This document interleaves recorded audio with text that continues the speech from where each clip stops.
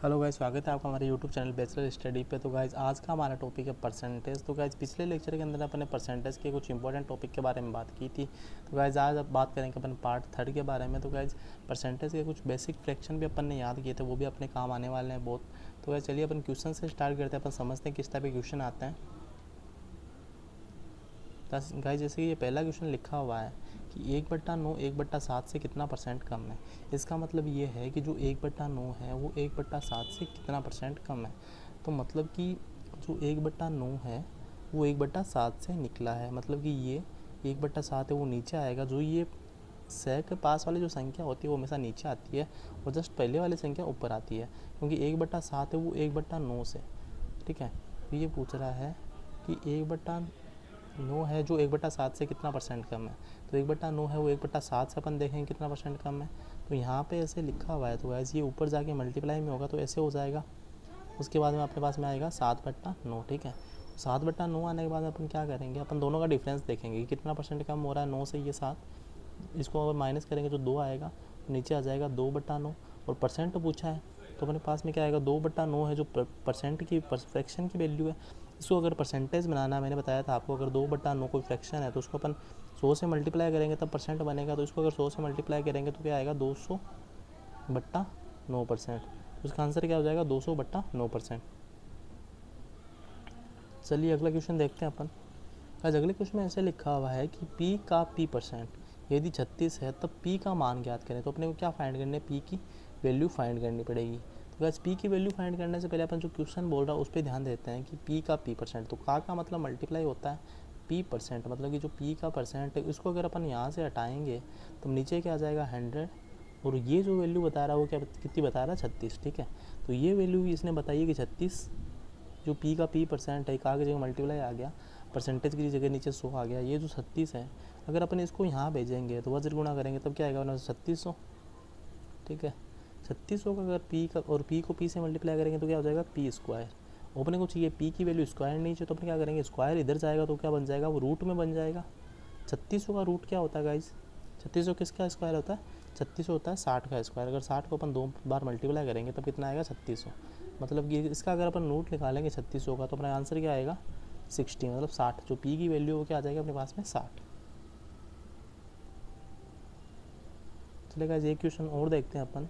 जैसे कि यहाँ पे लिखा हुआ है A+B का 60% यदि A-B के 80% के बराबर है, तब A B से कितना परसेंट कम है। तो क्वेश्चन वही है जो अपने फर्स्ट क्वेश्चन किया था, तो B से कितना परसेंट कम है। तो गाइस B और A की वैल्यू अपने को फाइंड करनी पड़ेगी। तो पहले अपने को क्या फाइंड करनी पड़ेगी इस इक्वेशन से, A+B की वैल्यू, क्योंकि ये वैल्यू अपने को नहीं दे रखी, अपने को इक्वेशन बनेगी। तो पहले अपन क्वेश्चन को एकदम स्टेप बाय स्टेप सॉल्व करते हैं। A+B का 60%, मतलब कि A+B का मतलब मल्टीप्लाई होता है, तो A+B का मतलब मल्टीप्लाई और 60%। यदि A-B, यहाँ पे भी A-B के 80%, मतलब के की जगह मल्टीप्लाई 80%। तो इसका अगर अपन 80% निकालेंगे तो ऐसे इक्वेशन बनेगी, ये दोनों बराबर है। मतलब इसे कहने का मतलब है क्वेश्चन में कि ये जो चीज़ है ये इतनी और ये इतनी चीज़ क्या है, बराबर है। तो इसको अपन ने बराबर में यहाँ पे रखा है। ठीक है, अब इसको बराबर में रखने से पहले अपन क्या करेंगे, परसेंटेज से परसेंटेज कैंसिल हो जाएगा, 0 से 0 कैंसिल हो जाएगा, क्योंकि बराबर में ऐसी संख्या होती है वो कैंसिल हो जाती है। और 2 से ये चला जाएगा 3 बार और ये चला जाएगा 4 बार। तो यहाँ पे 3 से मल्टीप्लाई होगा तो 3A प्लस 3B बराबर, यहाँ से 4 से मल्टीप्लाई होगा तो 4A माइनस 4B। तो इधर है जो ये 4B है माइनस का, इधर ब्रैकेट मतलब कि इधर बराबर के साइन के इधर से जाके क्या हो जाएगा, प्लस का हो जाएगा। और ये इधर जो प्लस 3B है ये इधर जाके क्या हो जाएगा, माइनस का 3B हो जाएगा। तो गाइस जैसे कि यहाँ पे ये 4B है इधर आया तो कितना हो गया, 3B प्लस 4B आ गया। और यहाँ जो 3A था वो इधर जाके क्या हो गया, माइनस का हो गया। तो ये दोनों जुड़ के कितने हो गए, 7B। और ये जो है, ये जो दे रखा 7B, ये जो 7B दे रखा है और 7A दे रखा है। ठीक है, तो 7B और A है, तो ये जो रेशियो की अपन वैल्यू निकालेंगे गाइस, तो ये अपना रेशियो निकलेगा A रेशियो, मतलब A/B है जो क्या आएगा अपने पास में 7 और 1। तो 7A की वैल्यू कितनी आ जाएगी, 7, और B की वैल्यू कितनी आ जाएगी, 1। अब क्या पूछा था मैंने क्वेश्चन में कि जो A है वो B से कितना परसेंट ज़्यादा है। ठीक है, तो A अपने पास में कितना है 7 और B कितना है 1। तो ये इससे कितना ज़्यादा है, 6 ज़्यादा है, तो अपन लिखेंगे 6/1 और मल्टीप्लाई अगर फ्रैक्शन दे रही है अपने पास में क्या फ्रैक्शन है और परसेंटेज में पूछ रहा है तो कितना परसेंट, मतलब 100 से परसेंट से मल्टीप्लाई कर देंगे और वो आ जाएगा अपने पास में 600%। ठीक है गाइस, तो कितना परसेंट ज़्यादा है, वो 600% इससे ज़्यादा है। अगर कम पूछता तो क्या करते अपन, कितना परसेंट कम है तो क्या करेंगे अपने 7/1 हो जाता और 6% कम होकर 6/7 आ जाता। ठीक है गाइस, तो गाइस इस टाइप के क्वेश्चन भी आपको पूछ ले जाते हैं कि किसकी उम्र किससे कितनी ज़्यादा है, तो वो भी अपन देख लेते हैं। तो यहाँ पे लिखा हुआ है कि x की उम्र है जो y से 25% कम है, तब y की उम्र x से कितना परसेंट ज़्यादा होगी। तो गाइस यहाँ पे अपने को 2 व्यक्ति बताए हुए हैं, मतलब एक तो x है और एक y है। तो गाइस जो x की वैल्यू है वो इससे 25% कम है, तो अगर अपने को परसेंटेज नहीं पता है तो अपन पहले क्या करते हैं, उसको 100 बांधते हैं। तो y से 25% कम है, मतलब कि x है वो 25% कम है किससे, y से। तो y अगर अपने 100% माने हैं तो x इससे ऑटोमेटिक 25% कम हो जाएगा, मतलब कि 75% हो जाएगा। तो जो x की वैल्यू वो 75% हो जाएगी और y की वैल्यू हो जाएगी वो 100% हो जाएगी। ठीक है गाइज, फिर ये पूछ रहा है तब y की उम्र x से कितना परसेंट ज़्यादा होगी, मतलब कि जो y है वो कितना परसेंट ज़्यादा है, 100 है, y की उम्र 100 है और x की उम्र कितनी है, 25 है। तो x से कितना परसेंट ज़्यादा पूछ रहा है, तो मतलब x है जो नीचे आएगा, क्योंकि जिस मैंने आपको बोला था जिसके आगे सह लगा हुआ होता है वो क्या आता है, वो नीचे आता है। और ऊपर अपने पास में क्या आएगा, ऊपर अपने पास में आएगा 100, क्योंकि 100 ज़्यादा है। तो इसको अगर माइनस करेंगे तो माइनस करने के बाद अपने पास में क्या आएगा, 25/75। ठीक है, 25/75 आ जाएगा, 25/75। और अगर अपने को परसेंटेज निकालना है तो परसेंटेज फ्रैक्शन है, ये फ्रैक्शन को अगर अपन मल्टीप्लाई करेंगे परसेंटेज से 100 से तो अपने पास में क्या आ जाएगा, परसेंटेज आ जाएगा। तो इसका आंसर क्या आएगा, 25 को 100, 25 दिया 75, मतलब कि ऊपर 25 को 100 हो जाएगा, नीचे क्या आ जाएगा 3, तो मतलब 100%, मतलब 100/3% अपना आंसर आ जाएगा। तो गाइज इस टाइप के जो क्वेश्चन होते हैं कितना परसेंट ज़्यादा है, तो जिसके आगे से लगा हुआ तो उसको अपन हमेशा नीचे लिखते हैं और जो आगे नहीं लिखा हुआ तो उसको ऊपर लिखते हैं और उन दोनों का डिफरेंस देखते हैं, फिर 100 से मल्टीप्लाई कर देते हैं। तो चलिए गाइज अपन अगला क्वेश्चन देखते हैं। इस टाइप क्वेश्चन पूछे गए हैं जो मैं आपको बता रहा हूँ, जो कम्पिटिटिव एग्जाम है एसएससी और सेंटर वाला एग्जाम उसमें क्वेश्चन पूछे जाते हैं, तो मैं आपको करके बताता हूँ ये वाला क्वेश्चन। तो गाइज ये बोल रहा है कि 3/5 है को प्रतिशत में व्यक्त करें, मतलब परसेंटेज में अपने को व्यक्त करना है, ये फ्रैक्शन है। तो गाइज देख लो ये क्वेश्चन कब आया हुआ है, ये 2013 में आया हुआ है सीजीएल के एग्जाम में। तो गाइज जैसे अपने आपको बताया कि जो फ्रैक्शन होते हैं उसको अगर अपन 100 से मल्टीप्लाई करते हैं तब क्या होता है, उन्हें 100 से मल्टीप्लाई करने के लिए अपने क्या करता है कि आ जाएगा 300/5। ठीक है, तो अगर अपन 300/5 करेंगे तो अपन इसको मल्टीप्लाई करेंगे ऐसे, तो इसका डिवाइड करने के बाद हमारे पास में क्या आ जाएगा, 60% अपना आंसर आ जाएगा, मतलब जो आंसर आएगा वो क्या आ जाएगा 60%। क्योंकि 3/5 है जो फ्रैक्शन है, वैल्यू है, फ्रैक्शन को अगर अपन 100 से मल्टीप्लाई करेंगे तभी अपनी परसेंटेज आएगी।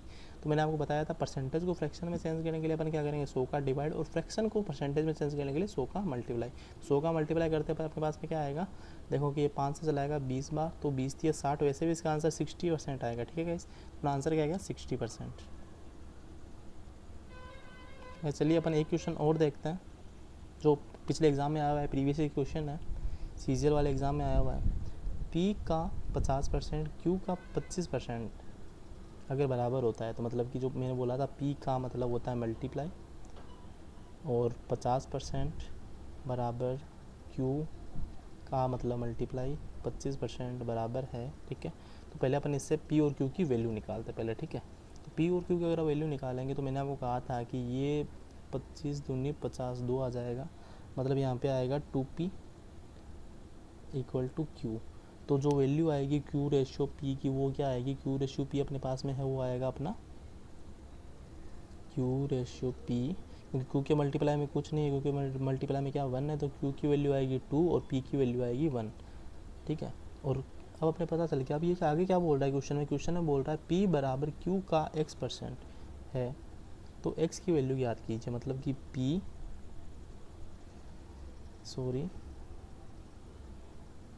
जैसे कि यहाँ पे P दिया हुआ है,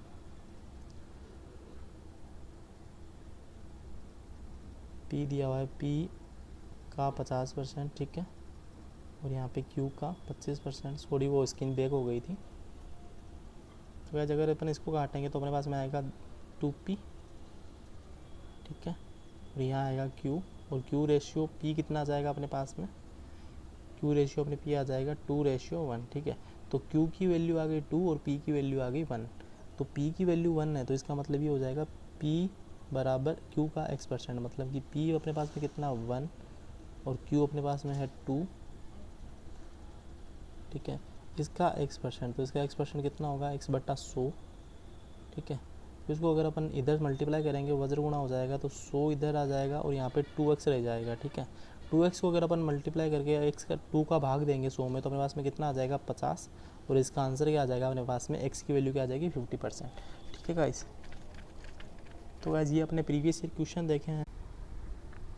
तो गाइस देखते हैं अपन कुछ सम इम्पोर्टेंट फार्मूला के बारे में, जो अपने फार्मूला हैं जो काफ़ी काम आने वाले हैं परसेंटेज के टॉपिक के अंदर। तो गाइस ये मैंने आपको बचपन में भी ऐसे एक फॉर्मूले पढ़े होंगे तो आपके काफ़ी काम आएंगे इस टॉपिक के अंदर। इसके बेसिस पे कुछ क्वेश्चन पूछ ले जाते हैं, जैसे कि यहाँ पे दे रखा है कि खपत मल्टीप्लाई कीमत इज इक्वल टू खर्च, मतलब कि जो खर्च अपना होता है वो क्या होता है, वो जो अपना खपत होती है, मतलब कि जो अपना वो होता है खपत होती है, जो अपनी कीमत होती है, जो अपनी आय होती है, जो अपनी कमाई हुई होती है, और जो अपन खपत मतलब कि जो अपन कंजप्शन हो रहा है, अपना जो कंजप्शन हो रहा है और जो अपना खर्च लग रहा है वो क्या होता है, इसका एक फॉर्मूला होता है।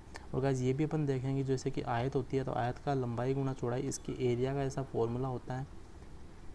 और भी कुछ जो इंपॉर्टेंट फॉर्मूले जो आपके एग्ज़ाम में पूछे जाते हैं इसके बेसिस पे परसेंटेज के सवाल। तो जो स्क्वायर होता है गाइस, जो वर्ग होता है उसके भी एरिया का फॉर्मूला भुजा इनटू भुजा, वो भी अपने काम आएगा इस चैप्टर के अंदर।